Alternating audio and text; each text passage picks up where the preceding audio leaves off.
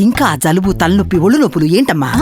శాస్త్రి వామ్ 5 రూపాయల pack release అయింది కదా. శాస్త్రి వామ్ 5 రూపాయల ప్యాక్ రిలీజ్ అయిందమ్మా. చంద్రబాబు ప్రమాణ స్వీకారం అయితే పూర్తయింది. అందరూ కూడా ఒక్కొక్కరికి బయటకు వస్తున్నారు. విజయ్ ఎమ్మెల్యేతో మాట్లాడే ప్రయత్నిద్దాం. మేడం చెప్పండి, ప్రమాణ స్వీకారం ఎలా జరిగింది? ఏ విధంగా మొత్తం అందరూ కూడా కూర్పు ఎలా ఉంది? అద్భుతంగా జరిగిందండి. మేమందరం అయితే కొణిదెల పవన్ కళ్యాణ్ అనే నేను అన్న మాట వినడానికే ఈరోజు వెయిట్ చేసాం ఇక్కడ. సో చాలా ఆనందంగా ఉన్నది. జనసేన తొలి మహిళా ఎమ్మెల్యేగా నన్ను నిలబెట్టి ఆయన నాకు చాలా గౌరవాన్ని ఇచ్చారు. అది చాలా సంతోషంగా ఉంది. 21 మంది గెలుచుకున్నాము. ఖచ్చితంగా ఆయన అసెంబ్లీలో చూడాలి, అసెంబ్లీలో ఆయన గళం వినాలని మేమందరం కూడా ఎదురు చూస్తున్నాం 17వ తారీఖు సెషన్స్కి. అంటే ఎన్నాళ్ళ నుంచో అదే పవన్ కళ్యాణ్ని గేటు కూడా తాకనినని చెప్పేసి అన్నారు. అసెంబ్లీ గేటు తాకనిన్నారు. దానికి ఎలా సమాధానం చెప్పాలి? ఆల్రెడీ చెప్పాం కదండి సమాధానం. వాళ్ళనే తాకనివ్వకుండా చేస్తాం అందరినీ. ప్రధాన ప్రతిపక్షంగా కూడా కూర్చునే అర్హతను కోల్పోయారు వాళ్ళు. ఇంకేం మాట్లాడతారు?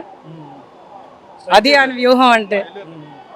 పవన్ కళ్యాణ్ నేను అనే అనుమతికి సభాప్రాంగం అంతా ఒక్కసారిగా మారిపోయింది. లూప్ జోన్స్ వచ్చింది. ఎలా చూడాలి? చూసారుగా ఎంత గట్టిగా అరిచారు అందరూ. ఖచ్చితంగా ప్రతి ఒక్కళ్ళు ఈసారి ఓటేసింది ఆయన చూసి, ఆయన కోసం.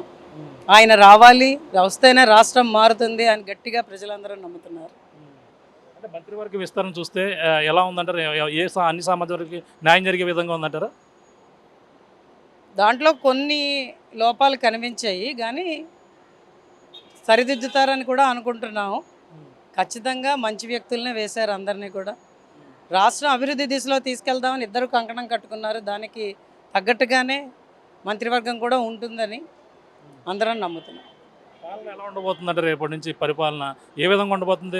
పవన్ కళ్యాణ్ గారికి ఏ హోదా ఉండబోతుంది అంటారు? మంత్రి హోదాల మాట పక్కన ఉంచండి కానీ ప్రజలకి న్యాయం జరిగేటట్టు, ముఖ్యంగా పేదవాళ్ళకి న్యాయం జరిగేటట్టు అయితే మటుకు పాలన ఉంటుంది. అక్కడ పవన్ కళ్యాణ్ గారి మార్క్ ఆయన ఖచ్చితంగా చూపిస్తారు. అందులో ఎటువంటి తేడా ఉండదు.